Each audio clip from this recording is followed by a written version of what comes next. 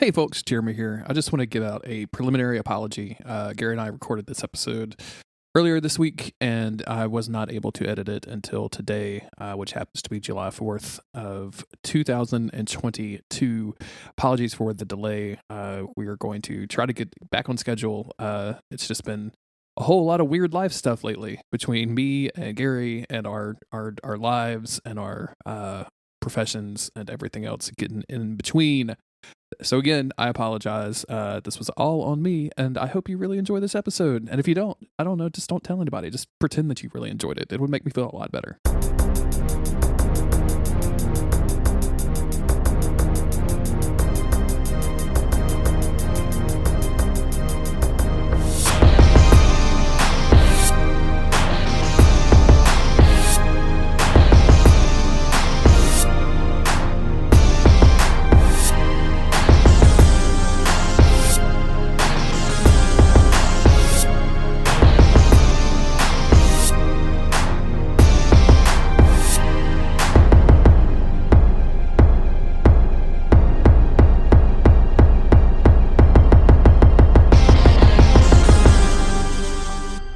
I'm Jeremy Greer.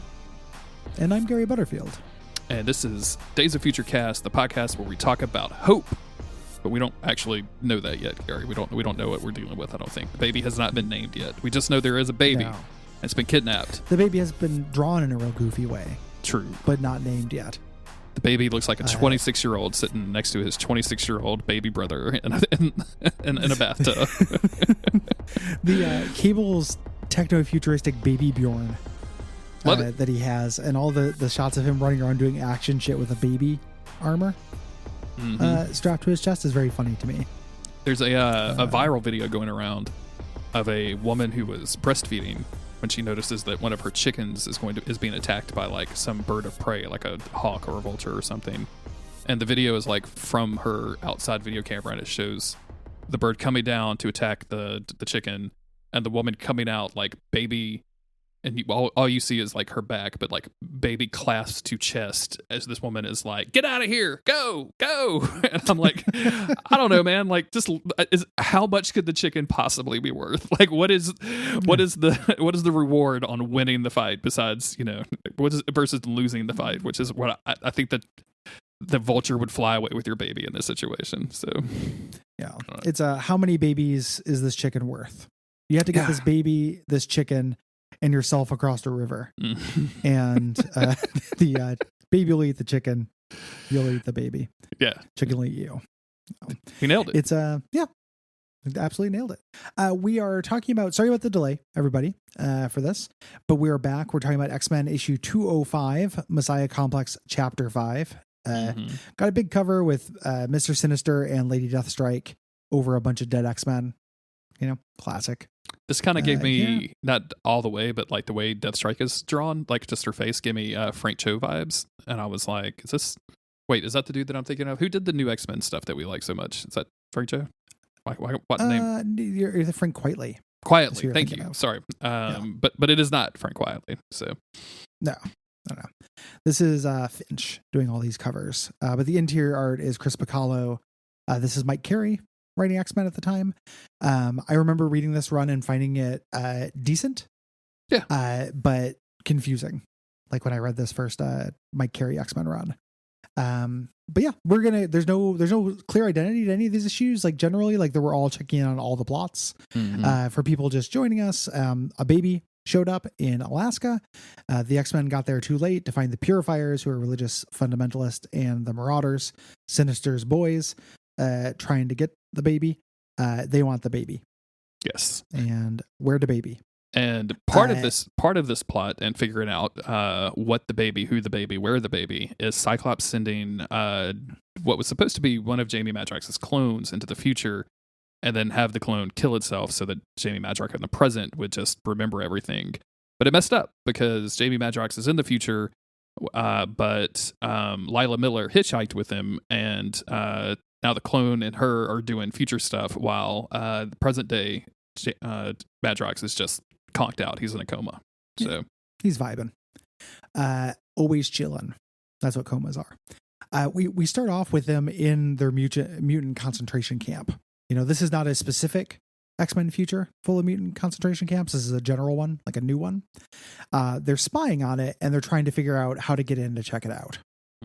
Here, we're just touching in on that plot. The main thing is in the last issue, with the X-Men had confronted Sinister and the Marauders, and they were about to, they'd been saber rattling, and they were about to actually start the fight. Yes. There. Sinister's like, oh, there's only 5 of you, you're outnumbered, but they do a little trick. They have a secret psychic Emma on their side, who was hiding in the astral plane or something like that. This is typical Bacalo art for me, where it's like, oh, we have a special trick, and then you turn the page, and I'm like, what's the trick? I don't get it. What's the trick? What is? You guys just look like you're fighting now. Like, what is going on? Like, I guess is it? And eventually, like you were like, oh, there's like a weird transparent Emma Frost at the bottom, like knocking out Mr. Sinister's telepathic powers or whatever. So, okay, I get it, but like it's just typical problem that I have with this dude sometimes, where I just don't understand what's happening on the page a lot of times. It doesn't draw your eye to it. So if you look at it, Angel is kicking somebody or Sinister, and Sinister shooting a blast. It really draws your attention to the middle of the page, which is not where Emma is. Yeah, and I think so it's, and again, I'm not. It's easy to armchair quarterback this stuff, but like if you're going to set us up with the page turn of, hey, we've got a secret, weapon, and then you turn the page and it's the guy talking about the secret weapon, just doing something cool. I'm like, what's the secret weapon? What are you doing? You should show me the secret weapon. Yeah. Like the main star of this should have been Emma Frost, right? Like she should have been the one, like having her like grasp Sinister's head while everybody else breaks out fighting or something. Anyway, doesn't really matter. I would have done it differently. Yes. It always feels like there's a certain, I started, taking a serious read at the Immortal Hulk, like actually getting through it. Very good, and gets better as it goes. Very recommended comic, and it does a really good job as opposed to this of doing these reveals and playing with the format and such. This does a much worse job at it. Like this is bad readability, and you can tell. Reading them back to back really underlines it. Like I like Chris Bacalo, but this is not his best work by any means. Yeah. We cut back to the mansion. At this point in X-Men, there's something called Sentinel Squad 1, who are some jabronis who ride Sentinels that have to guard the X-Men, or basically keeping them under house arrest after M Day. So we are they got their own comic, weirdly enough. They got a miniseries, and we get to check out these guys, Slayton and Lex. These Lex. cool guys watching. That dude wears a porn star watch. You just know he does. Slayton. Yeah. They're basically doing some small complaining. They're trying to, and they're also spying on everything that's happening inside of the X Mansion, which right now is just Scott arguing with Bishop, who has not been helpful because he's been following his own leads, because he is, he's connected to the mutant underworld, which is like 7 dudes right now. Yeah, at this point. It's been decimated. 9 out of every 10 informants are gone. I did as part of my job, I did a class today where I talked about the thing that I do with my normal job. But right before it, the organization that puts on these classes, like one of the guys who I've known for a bunch of years, stood up and was like, hey, if we were going to continue to do these training programs, we need people to volunteer to be officers so we can meet up and plan. And so, it's just a couple hours every couple of months. It's no big deal. But if we can't get enough people, we're just probably going to have to dissolve it. And like the entire time I'm thinking this is Cyclops in like 50 years, just begging for new X-Men teams. Just like, hey guys, we need a basic, like just 5-member crew. And it's me and Emma, and we've got like a condo now. It's not really a mansion, but there's a Cerebro, and we're just looking for 3 volunteers. There's a Cerebro in the utility closet above the washer and dryer that we use, and we're going to lose the copyright on X-Men if I don't get at least 3 more people. I need at least 5. 3 more people. I need maybe like a strong guy and somebody with some projectile. Like if that's, I'm not being picky. Anybody can come. Anybody. But Yeah. New Mutants, anybody? Basically, this issue, this was a big thing with Mike Carey, is these kind of 1-page check-ins. I remember when I read his thing, because not a whole lot happens on this page. It's just establishing that Bishop is there and reminding us that there are Sentinels. Yeah, around. and explaining we the page that we didn't understand before, which was that Emma is also connecting from afar to help the Sinister team out. Yeah, I'm a little bit unclear how that's supposed to be. When she goes away, it basically makes the X-Men lose the fight, and it feels like even with Emma, they're just like hugely outnumbered. I don't really know what Emma's doing other than blocking Sinister, but they've also got like an Exodus and a Lady Mastermind. Like other people end up fucking them up when they lose. Yeah. But generally, like this is pretty good action. Like the X-Men are outnumbered, and it's a pretty. I like the fights in these issues generally. Yeah, and we go right back to that fight where Wolverine's calling out like, "Hey, we got to get rid of Scrambler because we got to get Scrambler and Vertigo out of here quick because they're the most strategic, villains with the most strategic powers that could knock like Scrambler or Vertigo could take out a Wolverine, which could take out like 5 of these other dudes that are not on the page right now, right?" Yes, and they quote unquote take them out, but it's they're wrestling. Nobody's getting murdered because it's not a new X-Men comic. So them taking them out doesn't really matter. Scrambler's still going to fuck up Wolverine. Yeah. They want to get Exodus out of there as well. So Nightcrawler teleports him to a mountain really far away and then teleports back. I love it when he does shit like that. I think that's a great superpower thing. Weird thing that they use in the MCU pretty well. Just like teleport somebody to a desert. Yeah. Put them on hold for a little bit. Are you what's your COVID fear like? Speaking of the MCU, are you going to try to do Love and Thunder next week? I think so. I went and saw Doctor Strange, and it was fine. Mm-hmm. And I've been dodging COVID bullets so far, I believe. I got sick over the weekend, took a test, and came out negative, so I think I'm all right. Yeah, and Liv wants to see it. She liked Ragnarok, so it'll be fun. Good. I I'm will excited as well. Probably try to watch that first week. Probably do my usual earliest viewing on a Tuesday and be like, I'm going into a meeting, everybody.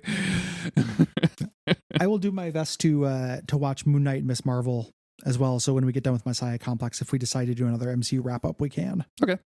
We'll have some stuff built up. No rush on Moon Knight.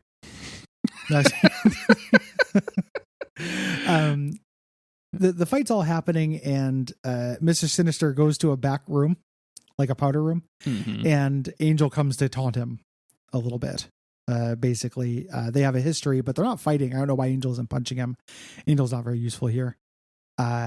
Also in this back room, Wolverine finds Gambit, who, as we mentioned, he had joined the Marauders because Rogue was there. I've not read that story in a really long time. I do not remember the details. Yeah. And we're not going to expound upon a lot of that stuff. I think Warren isn't fighting because he's just trying to get Sinister to turn over the child and has not realized that Sinister does not have the child yet. So, but as Wolverine confronts Gambit, we switch back over to St. Peter's Church, where the new X-Men are about to fight Lady Deathstrike and the Reavers. They were trying to sneak into the religious sect whose name just, Jesus Christ, there's only 3 groups. I'm sorry? Purifiers, yes. They were trying to sneak into the Purifier Church and got caught by Lady Deathstrike and all of her Reavers. So it's time to fight. The last issue of New X-Men, Hellion got stabbed in the back by Lady Deathstrike because every issue, I think of this crossover, that's a New X-Men comic, somebody dies because that's those guys' trick. They get into a big fight, and Pixie cannot teleport them out.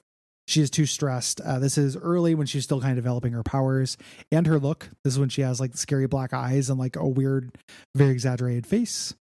Eventually, she kind of chills out. Richter has been undercover since he's a human. He ends up saving her life and basically talks her into pushing through the distraction and teleporting everyone out. And this is a thing I rather like. She manages to do it, but she fucks up. And scatters people like in this huge swath. They teleport in the sky. They're falling from there. They're being thrown in random directions. Like teleportation should be scary, and this ends up being a huge deal for both teams. New X-Men fucked it up again. I really like this. I think I've talked in the past before about like as a kid reading comic books, seeing the times where the X-Men would like actually practice with their powers and their powers would change in really subtle ways was really, really intriguing to me. You see a lot with this with like Iceman, right? Where he does the Iceman slide, but then he starts realizing like, oh wait, I can just pull all of the moisture out of the air and like do some weird shit. But like having her fuck this up is really, really, really cool. I love it a lot. Mm-hmm. Yeah, just being under stress, because like there's certain kinds of powers that are weird, like win button, like plot contrivance things, like having a healer and having a teleporter. Like, you know, those allow you to let people die and not worry about travel times. And they're kind of too easy to me. Like having both of those things, specifically a healer. You know, I'm not a big fan of that. Is, you know, the new X-Men trick why everyone keeps getting hurt really bad is because they have somebody who can just heal people. Yeah. On staff. It's a little different than the Krakoa stuff, because the Krakoa stuff is actually reckoning with the X-Men being immortal. Mm-hmm. You know, it's like it's about that. This just makes the plot feel like it doesn't have stakes here, unlike this botched teleport, which does. You know, it's not a perfect heal. Big thing is it knocks Emma out of her reverie. Yes. She's no longer at the attack site. And since she is no longer at the attack site, that means that Sinister has his powers and can use them against the X-Men.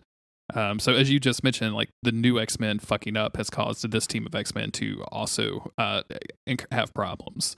But before that, we see a great fight between Wolverine and Gambit, where, you know, they're Wolverine's throwing out like kind of barbs and the typical like fight banter, and says, you know, you're gonna tell us where the kid is, and Gambit's like, wait, the baby? I don't know anything about that. But before he can even say anything, Wolverine's just like stabbing him through the chest. Yep, just really fucks him up. That happens off screen, but he tells Wolverine where the baby is. So Sinister knows. They've been trying to get a hold of Cable. We don't see this. It happens off panel though. Because Sinister is now, you know, back in control. This turns the tides. He fucks up Colossus. Everybody's beating the shit out of him. Storm says like, hey, you know, Nightcrawler, get Logan and get him out of here. You know, I will hold our retreat against like all of the Marauders. Mm-hmm. So, you know, she does a big lightning storm to try to fight everybody off. It's going to turn out this is not enough. Lady Wingard and a lady, I don't know who she is, one of the Marauders, tricks Wolverine. She throws Angel at him, and Angel looks dead. But it turns out this is Scrambler, under a disguise from Lady Mastermind here. And he scrambles Wolverine's powers, making him start growing these like pustules and shit. Awesome. His hair gets all spiky, like he's dying of adamantium poison. Everything. Really enjoy that. Noted. Also, how much of a bummer would it be if you just had your dad's X-Men powers, or your dad's mutant powers? Like everyone else, dad's mutant powers? Yeah, like, because I mean, if you're Lady Wingard, isn't that her? It's her dad is what's his name, right? Is the Wingard guy? Yeah. Mastermind. Mastermind. So like, what if your dad just had like Mastermind powers, and then you grew up and you had Mastermind powers, and you were like, you know, Mastermind Junior. You know what I'm saying? Yeah. Like, it would just be the worst. Like, oh, great. Now there's a mini Cyclops on hand. And I'm like, I can't help it. I was born this way. I wonder if Mastermind stole her identity like my dad did to me. Like he ran up a bunch of credit in Reagan Wingard's name. Mastermind was a real piece of shit, dude. So probably so. Yeah. Absolutely. Yeah, he seems like it. He seems like a real garbage human. Before Wolverine can die, Nightcrawler, who is kind of the unsung hero of this entire issue, teleports in, kicks Lady Mastermind in the face in a really great thwap moment, and then is able to teleport Wolverine out, but not before getting shot. Yep, with a really nasty bullet. Scalp Hunter shoots him. They manage to teleport away, but he's been injured. Mm-hmm. You know, Logan's trying to get a hold of Emma, and he can get a hold of her, but he can't. They're in the middle of nowhere. They're on the mountains. And basically he shares with Emma what he found out. You know, Cable, the Marauders don't have the baby. An X-Men took her. It's going to be revealed at the end of the issue that's Cable. But that's why he tells her. Yep. And it is a coordinated assault that is happening to the X-Men, because at the same time, Sentinel Squad 1 start freaking out and mutating within their little cells, causing the Sentinels to attack the mansion. Because of course they were. Like, you can't have a bunch of Sentinels standing outside of Xavier's mansion and not have it be destroyed by both of them. It's just not going to happen. And it's so funny, this era of the X-Men, because people kept saying that. You know, like the X-Men would be like, you cannot put Sentinels here. Like, these are hate crimes. They kill us. And they're like, these Sentinels are different. Trust us. And then they tried to make, like, you know, Skylar and Lex and Slayton or whatever characters in their limited series. And it was like one of the worst selling X-Men comics ever. Like, nobody cared about the adventures of these humans who ride around in Sentinels. Yeah. And inevitably, this was always going to happen. Everyone in universe called it. And yeah, so it's a fight between X-Men and the Sentinels. So we've got some I-beams, we've got some ice. Bishop is shooting it with a gun, like our typical like X-Men stuff. Meanwhile, we have this iced over landscape where we see none other than Cable with this baby strapped onto his chest as they are fleeing the scene of Alaska, and he is apparently the person surprised that is the person who has grabbed this baby for reasons unknown. He's got the baby in just a normal sling. Mm-hmm. You know, say what you will about Chris Bacalo's art, he does draw the baby as a correct proportion and just on his chest, as opposed to all the other artists who, like, it looks like Cable has an arc reactor like Iron Man, except it's a baby's head. It's like a Marilyn Manson arc reactor. Yep. The way everyone else draws them with the weird techno Bjorn, the X Bjorn. This is just cloth, which works fine for carrying babies. Yes. Yeah, in my experience. Totally baby man. Normal baby stuff right here. Yes. That's it. Yeah, that's the end of the issue. The next one basically continues the story right after.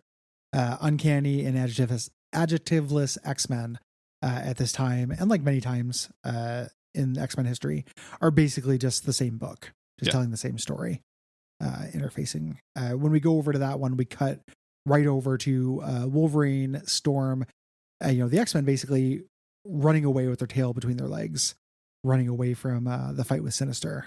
They got their ass kicked. Yeah. And Nightcrawler is not doing great. They are desperate to get him home to a healer.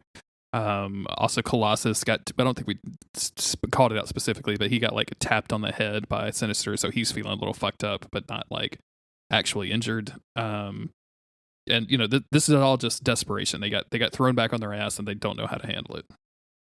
Yep. And they cannot contact the X-Men. They're not getting a signal from Emma or any of the other psychics. Storm thinks maybe Cable did that. And Wolverine says, I'm hoping that's all it is. But I'm not that optimistic. We go back to this attack on the mansion. Again, good X-Men action. Everybody's fucked. Like, ordinarily they'd be able to fight a couple Sentinels, but they got totally surprised. Like, it literally just, surprise motherfucker, bashed through their door there. And they're all trying to shoot beams and try to fight back here. And we get this fight scene, this action scene. How bad is the what's wrong with these fools line from Bishop here? Because does it just like stick out as like a really bad line? Like, just say, like, it's one of the reasons I think people tell you to read your dialogue out loud, because I think if Ed Brubaker had just read that out loud, he'd be like, oh wait, no, that's not good. That's not a good line for Bishop to say. These fools. It's a bad line. I also hate the way that this artist draws Beast. He always looks like he's wet. Like, it's always post-bath Beast. Yeah. Like Stinky Beast. Wet dog Beast. No good. All the psychics on the team have gone down. Yes. He's going to go try to put Emma in intensive care. He's going to run into Charles and the Cuckoos and such. Everybody's fucked. But fortunately, reinforcements come in. This is Thunderbird. Warpath. God damn it. He's maybe going by Thunderbird now. I think that was his brother. He's originally Warpath. I can't remember if he changed his name to his brother's name as a tribute. I feel like he did at some point. Yeah. But Warpath, Thunderbird's brother, who's an X-Men at this point, and is fucking Hepzibah, Cyclops' cat stepmom. Yeah. And they were in mid coitus or mid fooling around is the implication, I think. Yeah. As they they'd gotten up to some tail action. Out. You know what I'm saying? Just a little tail action before the main event. You know what I'm saying? He's I like Warpath's sleep pants. Yeah. His Strapey Circus sleep pants. Because like that's what I would wear if it was kind of chilly outside. You know what I'm saying? I think if I was an X-Men, I would wear whatever was most comfortable. In general, like there needs to be the sweatpants T-shirt X-Man in general. Yeah. Like you gotta have movability, you know, especially if you're an acrobat hero. Cannot do it with his complicated uniforms. He's got 2 knives. That's his whole thing. We didn't talk about this, but Messiah Complex is a soft launch for the X-Force. Yes. Relaunch, the Special Ops X-Force. So much so that the next issue is basically a soft launch. The next 2 issues is basically a soft kind of launch for that team. It's a backdoor pilot, if you will. Backdoor pilot, exactly. They so Warpath comes out, starts stabbing stuff, and then one of the students that I'm not very familiar with, Nazino, comes out, and I guess his whole deal is size changing. And Cyclops is immediately worried because he makes himself super big to hit a Sentinel, which is great, but Cyclops is kind of worried that he's going to kill himself trying to keep that size going. Yeah. He just wants to fight. He just wants to help out. He's like, basically like, we're all going to die anyway. Let me help. Hepzibah and Warpath are doing like acrobatics, stabbing the Sentinels. The battle is, even at this point, we go back to Sinister's base, where Sinister is basically saying, like, we made the X-Men run. We're running because they know where we're at. But the big thing that we know is the X-Men don't have the child. They don't know about Cable, which means that Cable's out there alone and injured. Yep. So we can find him. And we switch over to Cable, who was wearing the aforementioned nuclear reactor with magnetic straps, I guess, to hold the baby, screaming in place as if it was just a tiny little Krang. And then, of course, the baby is screaming, and they're just like running through the forest. Just a quick check-in before we go back to the fight at the Xavier Institute, where Dust has arrived on scene. And all of our heavy hitters are starting to wear out, and Cyclops has an idea of maybe Dust being able to get inside them and see what's going on. Yeah. And Iceman, who is sent to go pick up the kids, the new X-Men, after they got scattered through the teleport, comes in and saves the day at the last minute when the fight's looking bad by driving the Blackbird through a Sentinel. Love it. Pretty badass. Very, very cool. The new X-Men are not doing real well, but Laura's doing well. X-23, she jumps out to join the fight. I feel like she wouldn't be able to do this if she hadn't got rid of those dorky little gloves that she was wearing in the last issue. And I know she's actually wearing the dorky gloves. They're just drawn better, but it just really looks like she took them off, doesn't it? They're unstable molecules. Yeah, they can change size depending on how dorky she's looking at any individual scene. Yeah, she went 15 miles north, so they grew less warm. That was the excuse.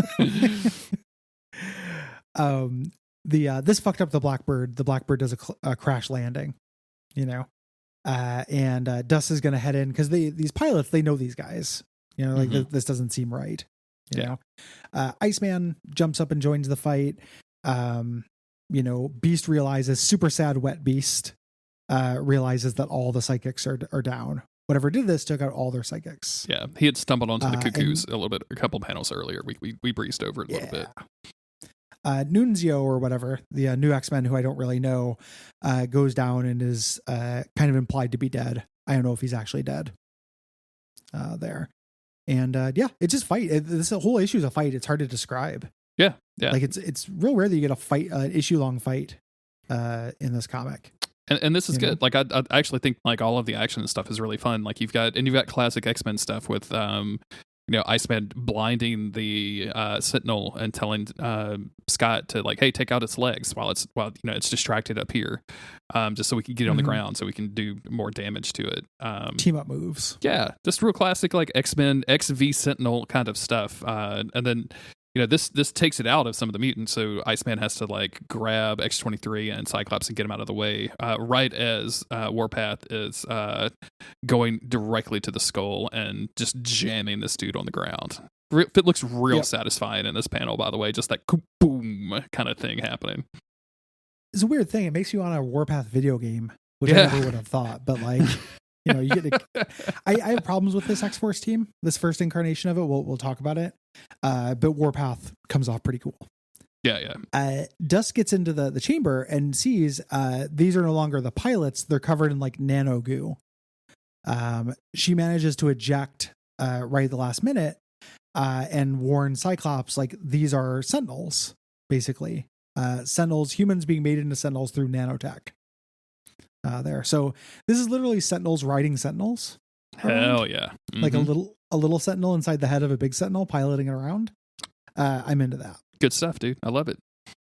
It's like when the taxi cab in Who Framed Roger Rabbit gets into the car to drive. Yes. Mm-hmm. Do you remember that? I do. Yeah. Fucked me up as a kid. Man, I watched. like, hold up.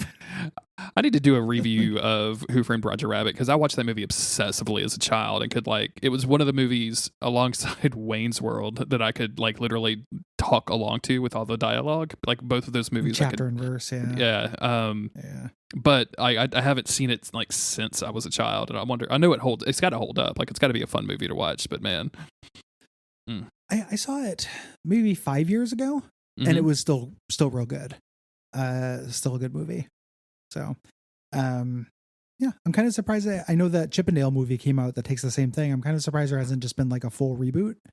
I think just because of all the licensing shit, it's all these different companies' properties.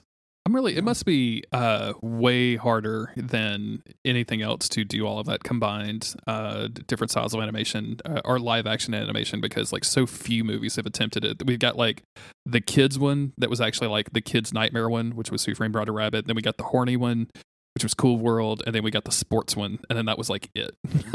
For so long, we didn't even get a car one. And I really thought we would do the video game trifecta of kid, horny, car, sport, but no, we didn't. It's the proper order. Yeah, yeah, it's the holy trinity, the holy quadrilogy of video game console launches. I too am surprised. Yeah, God, Cool World's fucking weird. Man, that'd be a good Guppy commentary. Yeah, I could see that. Add that to the list. That's a real weirdly hard movie to find too. It's not my sister called me, was I can buy it from Amazon for $45, and I was like, well, definitely don't do that. I don't think that you want to do that. Also, why do you want to watch Cool World? What is this conversation that we're having? Must watch Cool World. The next thing, me and Will know what we're going to do for our commentary for the next thing, and it is also hard to find. Okay. There, and I will tell you off air what it is. Sure. Yeah. Okay. Into it. X-23 at this point fights the Sentinel, the Nano Sentinel thing, who decides to leave. Mutants, you'll be terminated in due time. See you later, uggos. Fuck, man. Okay. And it's basically chaos. Lex 23 collapses. Cyclops is just asking everybody what the fuck's going on. I need field reports. Everybody tell me what's happening. Yeah. Wolverine shows up after the Sinister team comes back up to find Cyclops just looking at his ex-wife in a little chain that he keeps. Boy, if I was Emma Frost and I found this, I would be upset. He's giving her bunny ears, which I can, and he has a little goatee. Do you see the little? It's almost like he's looking at a picture of Ultimate Cyclops in every way. This is a Photoshop he had made of himself if he was cool. What's the universe number where Cyclops is the lead singer of Papa Roach? Is that 617? Is that just one universe over? Do you think it's one over? Things have been a little bit different. He would have been the lead singer of Papa Roach. Yeah. And Dazzler's in the band as well. Wait. If Dazzler's in the band, then it's their own little Evanescence thing that they're doing, right? That's what they're doing. Let's not become Evanescence. Yeah. We're inventing gold right now. Evanescence? Nathan Essex? Something like that. Yeah, there's something. This attack coming is what causes Cyclops to motivate the X-Force, the Blade Squad, through this. Wolverine's like, oh, you really mean to do this? I didn't think you'd have the balls to pull the trigger. He's like, yeah, we have to get the child, no matter how. Cable is your target. Assemble the X-Force. And this is the first time we see a big splash screen of the X-Force. Did you read that comic? This incarnation of X-Force? I think whenever Remender took over is when I really got into the X-Force, which might have been because this team doesn't last very long, and it's not my favorite incarnation either. Like once you get Cyclops and Weird Angel and those dudes on there, I'm a little bit more into it, because what happens with this, and we're going to get into it a little bit, is like the tension between James Proudstar and Wolverine, and it really takes it away from me. Like they're just having this like weird moment together, or constantly having these moments of tension together, and I'm like, I just want to watch you guys murder something. Like this is the murder book. You can see what they're trying to do. Like this is kind of the beginning of them trying to put Wolverine in the teacher role and having other characters in the Wolverine role, you know, like showing that he's grown up. This comic was wretched. The two people, like the new X-Men team who also took this over, like it's so grimdark nonsense, this comic. And this is going to make me sound like a baby, to have this complaint, but every character on the team basically has the same powers. Everyone just uses blades or claws. Yeah. Like I don't think Wolfsbane. That's not a baby complaint at all. Like team, putting your team together, man. Like that's we made that joke earlier of like, oh, I need a healer, I need a projectile person, I need a whatever. But like that's really what makes these teams interesting when you start mixing and matching, because like the funnest part of this combat stuff is always them like combining their powers in weird ways. And if every single person has claws and can jump good, and that's it, like then they're always just going to be clawing and jumping good. Like that's all you're ever going to see on the page.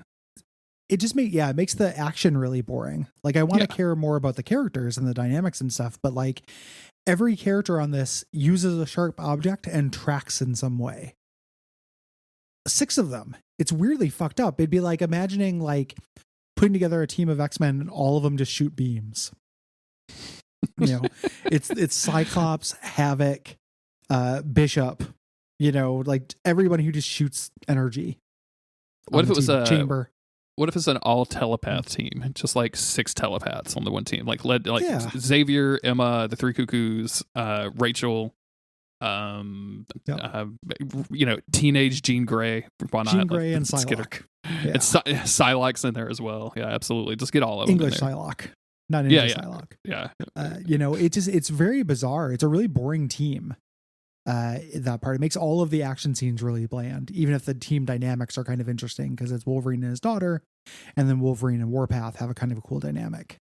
See, and I think, I disagree. Like the Wolverine Warpath dynamic really takes away from me. Like I just got annoyed by it, which we'll get into, because the next issue, X Factor number 26, which has a cover which is just these dudes like going off to attack some stuff. We're gonna deal all with those dynamics. So. What a kick in the dick to Peter David. Like here in your X Factor comic, you just have to do this soft launch for this edgy grimdark squad. Really gross.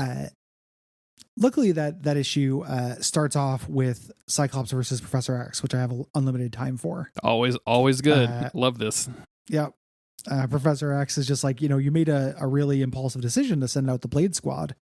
I'm disappointed in you. And he's just laying this out in front of everybody. I love Mercury in the foreground being like, oh shit. Like you can see World Star. My 2 dads are fighting. Yep. Oh, damn. And like Cyclops calls him out on this. Like, hey, give us the room. Even though they're in the rubble of the mansion. Yeah. I love that. And they're continuing to have their disagreement. Like Cyclops says it seemed like a good idea at the time. You trained me to be the leader of the X-Men. If I'm going to take over, you have to stop driving. Did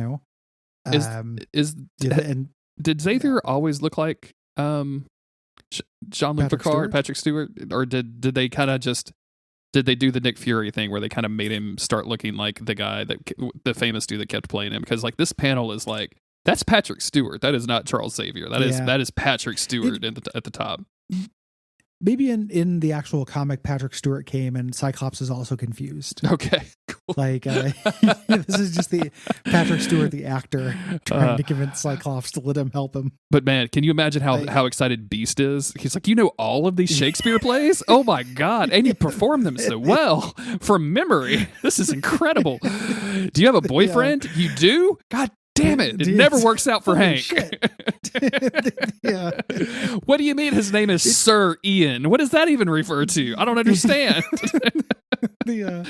And this starts a miniseries where Beast tries to get knighted in order to compete. Sir Hank McCoy. It's just a constant will they won't they between Hank and Patrick. But the will they won't they isn't like whether they'll kiss, it's whether they'll talk about, Stargate. Sure. And different different nerdy shit. Where they'll discuss T.S. Eliot. Yeah. And it's written by Neil Gaiman, so there's entire pages just dedicated to Shakespeare that's written in the style of, it's just absolute poetry. Well, just panels of nothingness go by. Huge pages to skip. Xavier is like, hey, it's a really special circumstance. The survival of a race is at stake. 2 heads are better than 1. Cyclops says, okay, but 2 heads go in different directions. We can't afford that. And I love this little bit. Professor X offers to compromise. He's like, I'll back off for now. And Cyclops like, that's not good enough. Like, we're just going to keep having this fucking conversation if you just say this and back up for now. You trained me. Let me do my job. Get the fuck out of here, old man. Like, this is a real turning point. Yeah. In the relationship. Feels really solid. And again, looking forward to all of the Avengers versus X-Men stuff and the Phoenix stuff that we covered. And even coming up before this, this is still pre-schism. So we're still going to get the fight between Cyclops and Wolverine, and just really love seeing these early seeds of Cyclops. I am going to take this hard stance and protect everybody. It protects my species at all costs, even if it, turns me against my teacher and role model and quote unquote dad. And he just doesn't give a fuck. Obviously he cares, but he does not give a fuck. And I think that's a pretty significant difference. Yeah, he's losing his support structures, and it was set up earlier and better than it seemed. Mm-hmm. This era of the X-Men, and I haven't kept up with the modern ones, so I don't know how much it continued, but X-Men 2000, early 2000s to about 2010 was all the battle for Cyclops' soul. It's all about that character and his, fall from grace or his character changing. It's very good character work, which is something that comics don't always do, especially when they're written by dozens and dozens of people across many, many titles. You can see the broad arc of it very well going back to this stuff. We cut over to Cable running through the snow in Canada with a baby that looks like it's not enjoying any of this. It seems like the baby would break its spine or something on this. I feel like absolutely would break its spine, but also the baby just doesn't seem upset. The baby legitimately seems like it has anxiety. It's just very right. The baby's nervous. The baby's not worried about scary sounds and noises. The baby is worried that it's strapped to the chest of an insane mutant that is running through a field of gunfire. It seems like the baby knows too much in the frame is what I'm saying. It just seems like it's just way too. They just raised the baby's insurance premiums. Exactly. The baby looks the baby's worried he's going to have to go to a safety college. The baby got divorced before he was 25, so his insurance rates went way up. That's what just happened. Yeah, and it's really on her mind. She's really upset. He's running. He's getting chased by Lady Deathstrike and some purifiers. Yeah. There. They knew where he was at. They teleported to him. I don't know how they found out where he was at. I know how Sinister knew, but I don't know how they knew. And they're going to fight him. Well, if I know anything about enemies and friends with claws in this comic book, it's that they can track. So I'm just going to assume that Lady Deathstrike just smelled him from best tracker in this issue. Yeah, this was because she goes from I don't remember where they took him. They took him to DC. They took Richter to DC, is where all of the purifier fights were happening. So she went from DC to Alaska, I guess, on a hot tip to go get Cable. Mm-hmm. Before that, we get into a huge fight there, though. We get a phone call, or we check in with I'm trying to remember this dude. Peepers. Siren. Yeah. Yes. I should start with Siren. Yeah. Love the name Peepers. Peepers. He's not long for this world. He's calling X Factor investigations because he's in trouble. We're going to find out he's being chased by Predator X. He's speeding down the highway. A deer hits his car. He's got gigantic eyes. He crashes and Predator X catches up with him. Yep. He's hungry. He's hungry, Gary. He's hungry. Yeah. Predator X has hungry adventures. We skip to the future. 80 years from now, where Jamie Madrox and Lila Miller are. I keep forgetting that this is all one episode now, so I'm like, I was trying to do like the catch up on the last episode. But they just listened to it 15 minutes ago. Like nobody is listening to these 3 days apart anymore. It's so yeah, they're in the future. Time's fake. They're trying to get into a mutant relocation camp, and they've decided to do this by just like having Layla Miller act like she is just laying on the ground. Mm-hmm. She's laying Miller, and she's coming up as human, which she does sometimes. They're trying to scan her, and this is a ambush. As these two thugs from the dystopian future try to check on her, Madrox ambushes them and fights them off. Beat the crap out of them. They're trying to get information, and the guys are stonewalling them. Yeah. Go to hell, Muty. The reason why you brought this on yourself. You did this. We cut over to Blade Squad. Blade Squad is sneaking into the hospital in Cooperstown in Alaska to check out the scent now that people have cleared out and the scents have cleared out there. And this is where we run into that Warpath versus Wolverine stuff.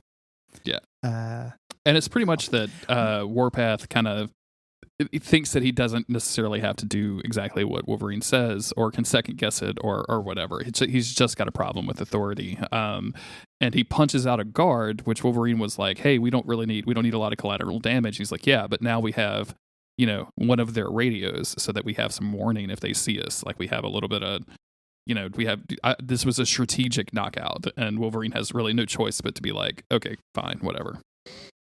Yeah. Yeah. When I mentioned earlier that I thought this was interesting, it's not how it's articulated that's interesting. Like, I think it's interesting to put, so like in X-Men, Giant Size X-Men, where Wolverine shows up and Thunderbird shows up, they're really similar characters. Like they're both just, I don't have time for your rules and regulations, Dad. Mm-hmm. And it was very, they occupy the same space, which is part of why I think they killed Thunderbird off. I think it's interesting to put Wolverine in a situation where he has to deal with somebody who is like how he was when he was young. I guess I don't think it's dealt with that well. Yeah. So, also for whatever reason, Caliban just looks so fucking stupid in these panels. Like I don't ever remember Caliban. I don't know what this like weird helmet piece that he has, like skin helmet thing that he has going on. And you can see it at the bottom of the page after James hands Wolverine the squawk box or the walkie-talkie. Mm-hmm. It just looks really dumb, that the eyebrows and the whole thing. Well, he's got the little sideburns and eyebrows. It looks like he's got Magneto's helmet under his skin. Yeah. But maybe that's also just his like hair. That's just the same color as his skin. I don't know. It's a real shitty Caliban. It's a real shitty Caliban. Yeah, so something in a bad Caliban. They get over there. And basically Wolverine's expressing his doubts. He splits up the team. He tells Rain to keep an eye on Thunderbird or Warpath. Warpath would rather go with his girlfriend, but Wolverine's splitting him up. Basically, like when the chips are down, we need to know we can depend on him. He has this relationship with Cable. That is because Cable used to lead the old X-Force that Warpath was a member of. So they're friends. I feel like Cable has a relationship with like most of the people on this team. Like it's weird singling out Warpath, but there's probably like some real deep X-Force history that I just may not know about, right? Yeah. Nobody has a relationship with Hepzibah, as far as I know, given that Cyclops' stepcat. Probably with Wolfsbane. Like she eventually joined X Factor, but she was a New Mutant. I don't know, man. I don't know. We're gonna sniff around. And we're going to find out like through this conversation with Wolfsbane and James that like it's not necessarily that he doesn't want to do what Wolverine says, but he's also like he wants to keep an eye out to see if he could save Cable from just like basic retribution. And this is one of those plots of like if literally just everybody talked to each other before murdering them, like we would probably just figure it out. Like, I'm watching the Umbrella Academy season 3 right now, and they do a cool thing where like the Umbrella Academy team is introduced to like an alternative version of the Umbrella Academy, and it's real neat. But they spend a lot of time just like fighting with each other, which is hey, it's an exciting like superhero show, so that's fun. But if they literally just like were like, hold up. this is why we're here. Like, I mean, like everybody would sit down and be like, oh, well, yeah, that makes perfect sense. Oh, like, shit. we're not, we're probably not going to be like super dope friends because like there's some weird other stuff, but like we just don't have to fight in like our living room. Like, that seems cool. Yeah. Our immediate goals are not at odds. Yeah. You know, and it's going to turn out that that's true of Cable as well. There's stuff that we're going to find out about that, but that's kind of the central bit of this whole story. A little silly. We cut back over to the fight with Cable and the concerned baby, who also looks like this baby now in his chest looks like he's watching like he's watching a wrestling match or something, or a NASCAR race, and just saw somebody get in a bad crash. Yep. This baby looks concerned in ways that babies never look concerned for this exactly. Issue. That's what I was trying to get at. Like, the baby has learned some things in its time with Cable, and it's like already understanding way too much. Absolutely too much. Yeah. The baby who's seen beyond the veil. The baby went to the wall and came back, and it's trying to convince King's Landing that the walkers are coming. Cable and Deathstrike fight a little bit. It's going fine. We cut back over to the future, where the guy says, like, mutants are responsible for being in the mutant camps. And basically says, you fucked up because you're talking about mutants and they monitor all of our speech. They'd mentioned this before when they're in the future, like nobody's even talking about mutants. And that's because there's surveillance everywhere. Yeah. That's just a page check-in though. And then we're going to skip over to Siren, who finds the crashed vehicle that Peepers was driving with the "I Break for Mutants" bumper sticker, showing that Peepers was an extremely corny dude. But she also finds Peepers completely eaten except for his shoes, and says, what could have possibly done this? And of course we know it is Predator X. Yeah, none of the characters really know about Predator X yet. Yeah, they're saving that for a big fight at the end. Back at the hospital, the cover is blown. Caliban found out, basically they figured out why they can't sense the baby. That's gone. He's also put on a dumb hat. I don't know if you noticed he's put on a baseball cap. It's from one of the cops, right? It's what? Yeah, he just put on one of the cops' hats who he or Hepzibah beat up. Why isn't Caliban wearing a shirt? Everyone else is wearing a shirt. He's wearing jeans and a fucking baseball cap. And a it's like Dale Gribble, Caliban. And an arm bracelet. Like, what are we doing, Caliban? What is this design? What are you showing? What cancer fun run did you just come from? Like, damn it, Caliban. What 25K are you running, and can you get back to it, please? I do not wish to be a part of this anymore. Basically, their cover is blown because Caliban screamed. Yes, is the idea. We cut back over to Xavier and Cyclops. They're walking apart. Xavier walks by a framed picture of X-Force with Cable leading them. Very upset. We cut back over to Cable. He's losing. He's not doing well in the fight. He's getting stabbed. We're basically flashing back and forth between many things. Yeah. Now. So the fight's turning against Cable. In the future, reinforcements have shown up because they talked about mutants. Jamie Madrox they're going to take Jamie in, and Madrox tries to protect Layla from being taken in, but Layla undercuts him and decides to get taken in anyway. Yeah. Because she follows her instincts. She knows things. That's what she does. So. And that's it. Like, it kind of ends because, we got to sell multiple comic books. It's a crossover event. So, like, there's no resolution to really anything that's happening here except for a little bit of the Scott and Charles stuff. And even then, that's just like, okay, you have to go. Like, I'll see you later. So we're gonna have all of that stuff in the next issue that we're talking about. When this was coming out, it didn't feel bad because these were, since it was is all these comics in the crossover, you basically got a new chapter every week. Mm-hmm. Like, it felt pretty good at the time. It didn't feel like it was cut off. Yeah, I can see that. Too much. Mm-hmm. We start the next issue, which is a new X-Men issue. The cover, we got X-23 and Lady Deathstrike fighting. Yeah. Here. Looks cool. Dig it. Super cool. She gets her revenge with Cable on the ropes, holding the baby. It's no longer the baby Bjorn.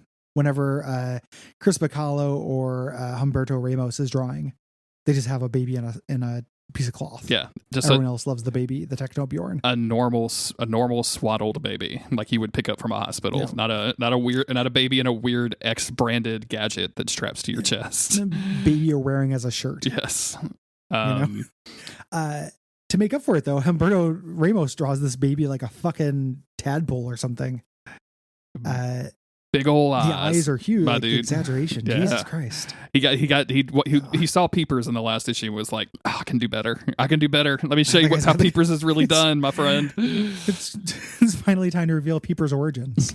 Like, is the what if the last savior for mutant kind, like they named it Hope, but it was just Mr. Peepers? Yep.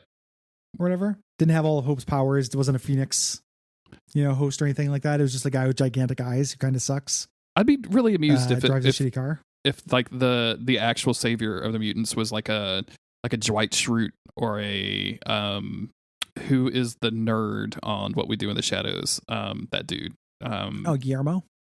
Oh no! The vampire nerd, the emotional vampire. Colin Robinson. Yeah, just having like I love a one Colin of those Robinson dudes. X-Men. Right? Just, I mean that I want that entire cast to be X-Men. To be honest with you, like I could take like movie and TV show combined, put them all together. That's the X-Men team. Put them in the MCU. Sold. Done. I love that'd be fucking incredible. I would love that vampire crossover where the X-Men all became vampires if they all became Colin Robinsons. Yes, like a weird emotional vampire, a psychic vampire, and just started talking to you about like home ec lessons she barely remembers and like community education classes she's taking.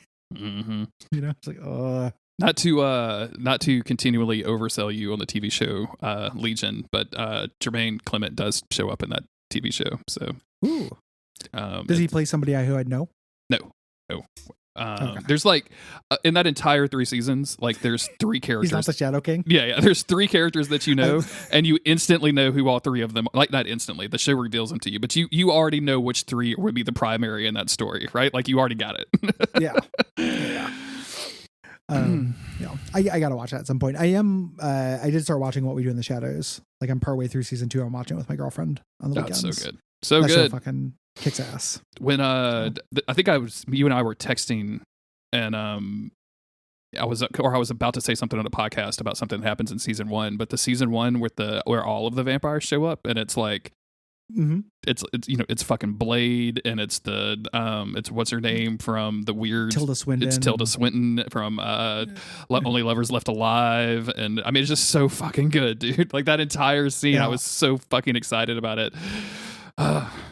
Sorry. Everybody who's ever played a vampire is actually a vampire, and they is very funny. They do something really creative with that in the most recent season, or maybe I get it mixed up, but in one of the seasons coming up, and I can't wait for you to experience. That's one of my favorite shows of all time. It's great. So.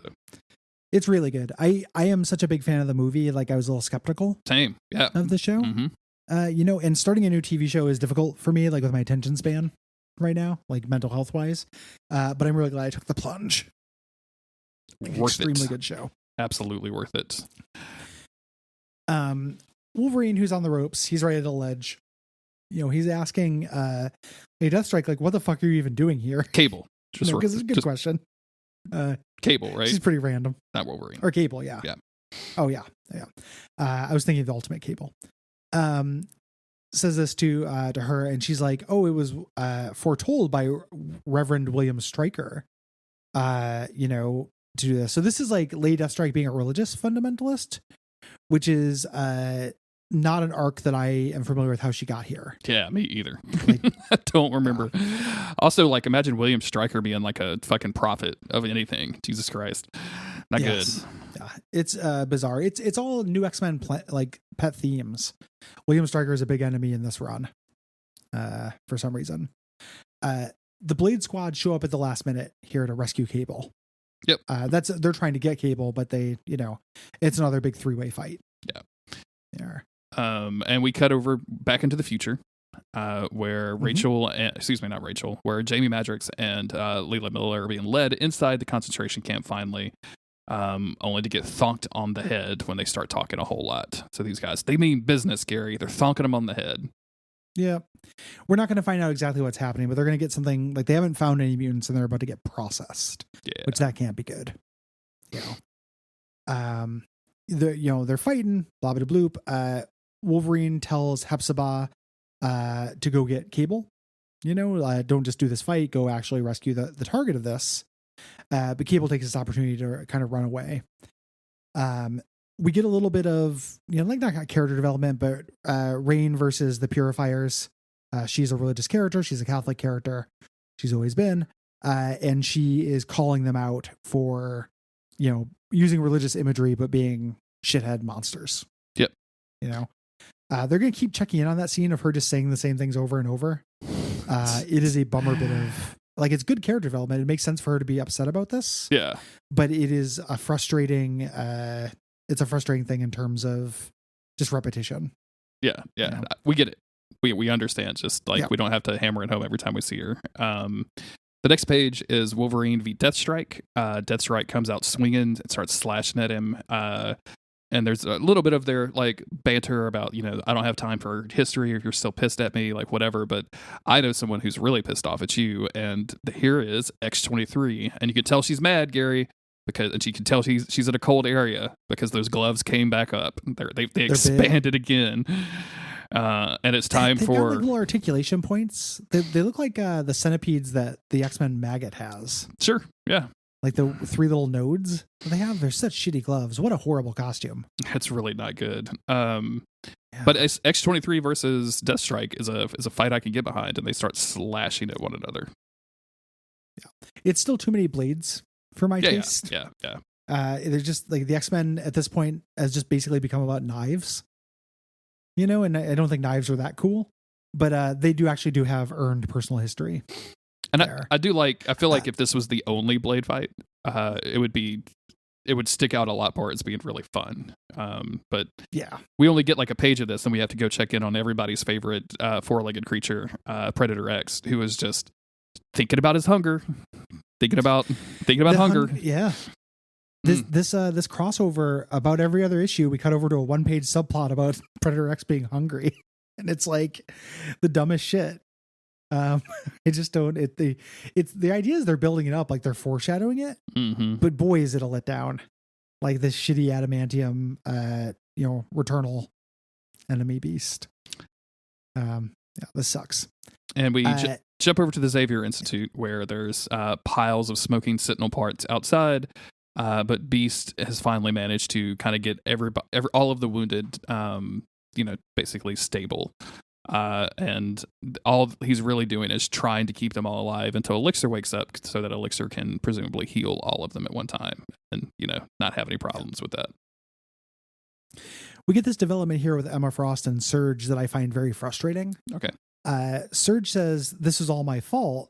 I went out when I wasn't ready. And because of me, Julian is," and she's about to say she's hurt, and then Emma Frost cuts her off and says, "is alive. If you had stayed here, you might have died from the Sentinels." That is not a good point. That is not a good reason for them to go off to fight the Purifiers on their own. Fuck up Emma's connection to Mr. Sinister, make the other X-Men team lose, basically be the cause of Nightcrawler and Colossus getting fucked up really bad. Mm-hmm.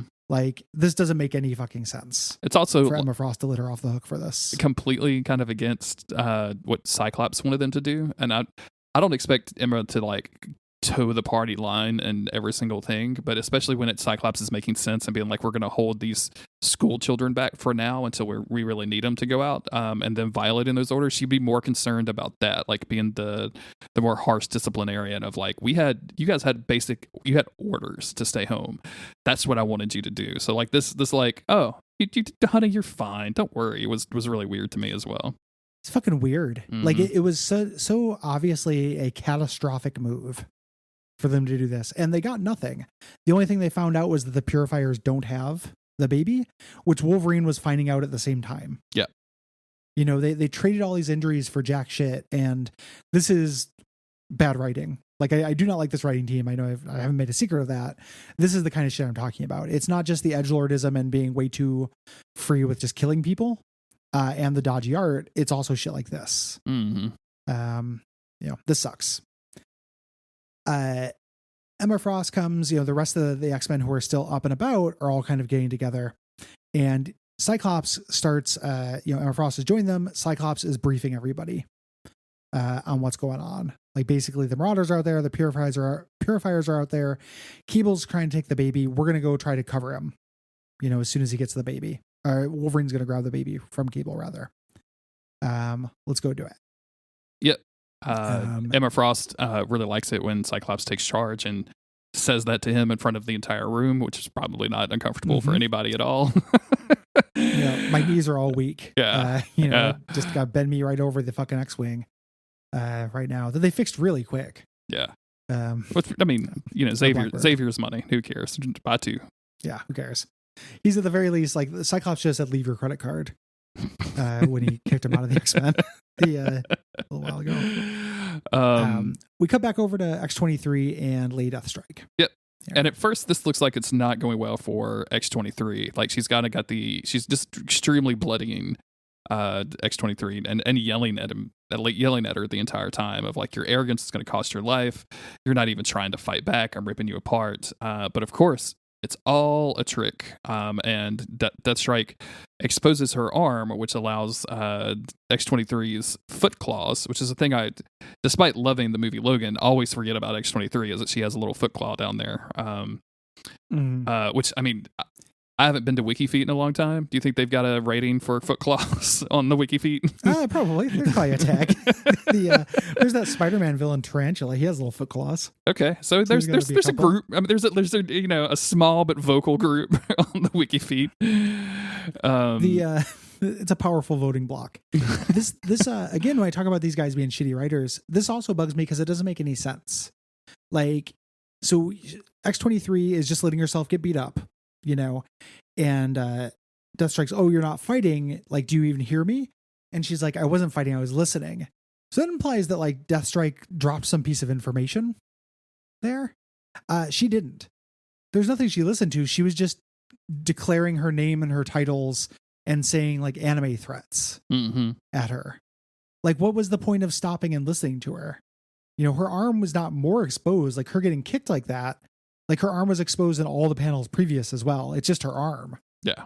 I don't like this "no, I'm listening" bit because it's that you would do that if they were like, that's what Black Widow does in the movies. When she does the thing where she escapes, she gets captured on purpose. That's not what's happening here though, but the dialogue suggests it is. Frustrating to me. Yeah. More Wolfsbane versus the Reavers or the Purifiers, where she's just yelling at them a whole lot, kicking them, and then murdering them, basically. Because that's what the X-Force do. Meanwhile, Caliban, Hepzibah, and James are on their way to Cable, and trying to catch up when one of the Purifiers takes aim at James, and Caliban jumps through. And the most like, I haven't seen why does Caliban look like this? I feel like in the like Uncanny X-Men of yore, like when I just felt like he did not look anything like this. So there's a big version that looks the same, but he's muscular. When he was like one of the Horsemen of Apocalypse, and that looks more appropriate. He's just too skinny, and he's wearing cargo pants. Like they didn't give him a costume. He has to buy it from fucking Ross Dress for less. Was he on like a pub crawl? Like where did they pick him up from? What is he doing? No, and why him? Why he dives and he doesn't. He's implied to be dead. I mean, he's probably going to come back because this is New X-Men. But Warpath heals fast. I'm pretty sure. Yeah. I don't know why he would dive in front of these bullets.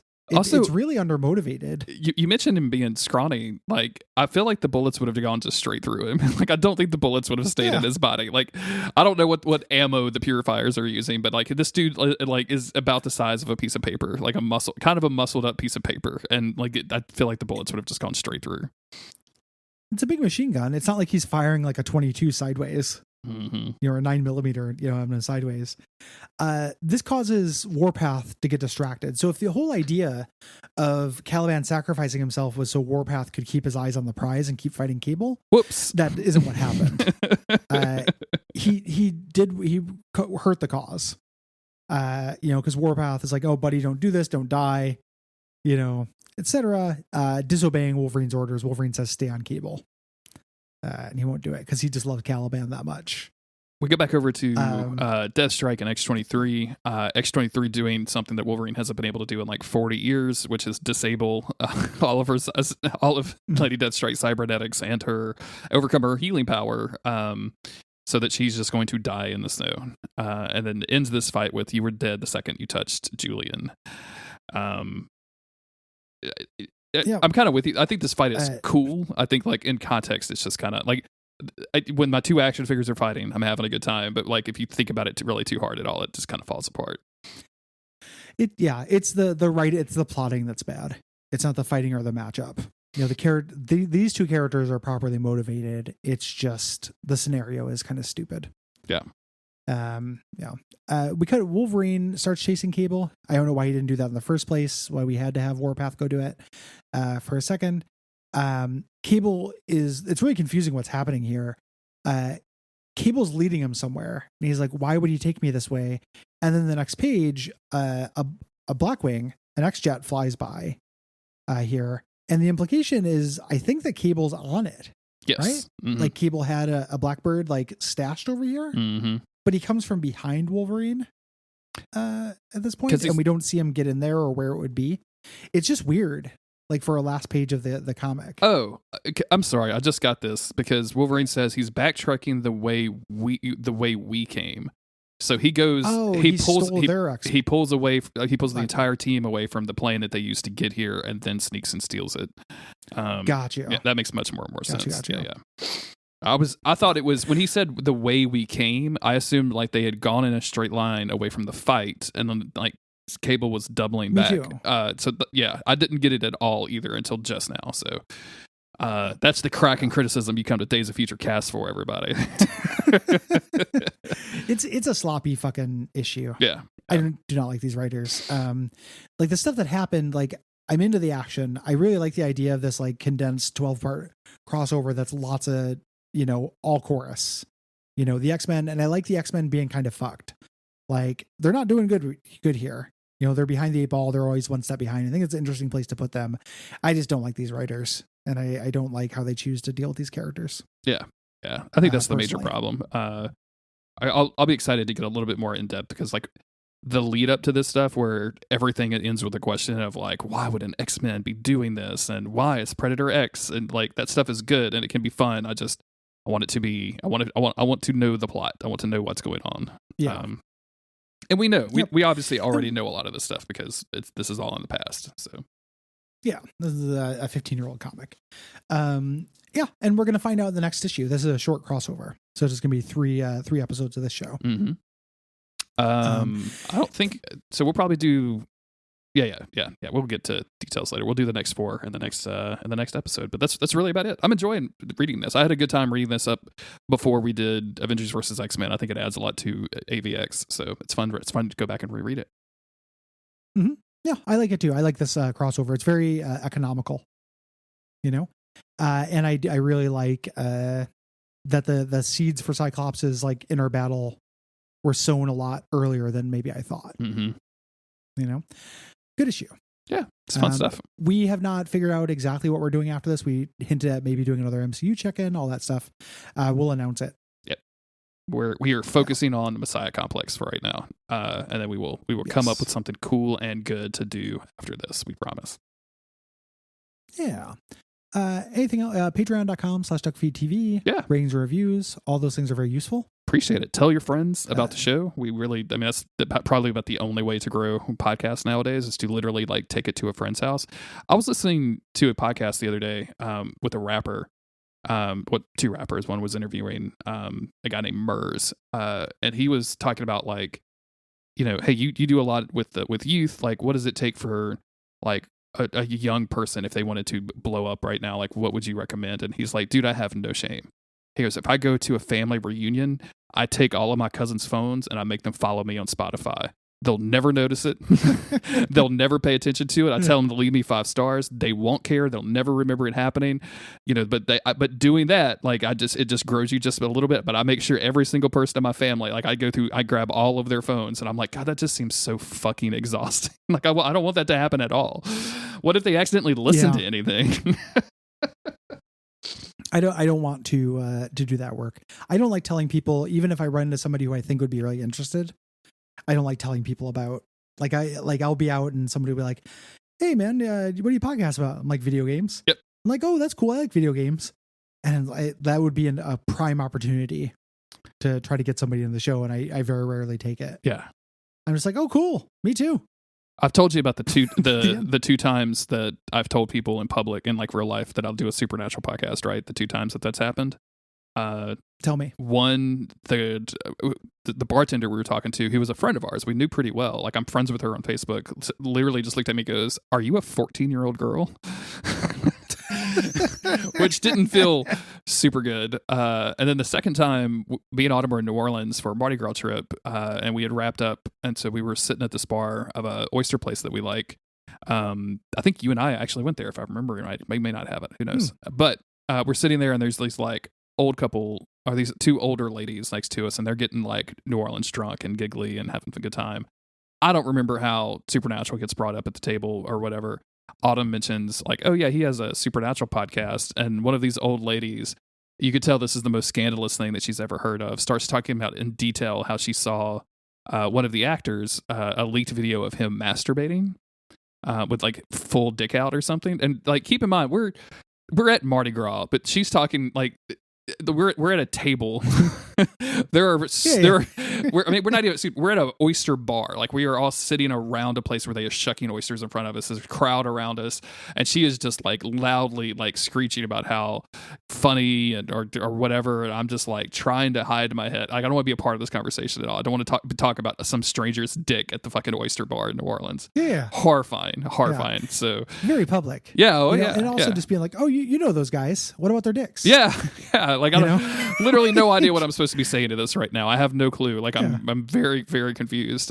So now, what do you podcast about? Oh, like video games and stuff, like TV shows. No big deal. Don't go look it up, please. Yeah. Let's move on. Yeah. So I guess what I'm saying, to finish that off, if you go to your family reunion, grab your cousin's phone, subscribe to today's feature cast, and then hand them your phone back, and then have a good day. You best. Yeah. That would be awesome. See you next time. Everybody take care. Be safe. Bye, everybody.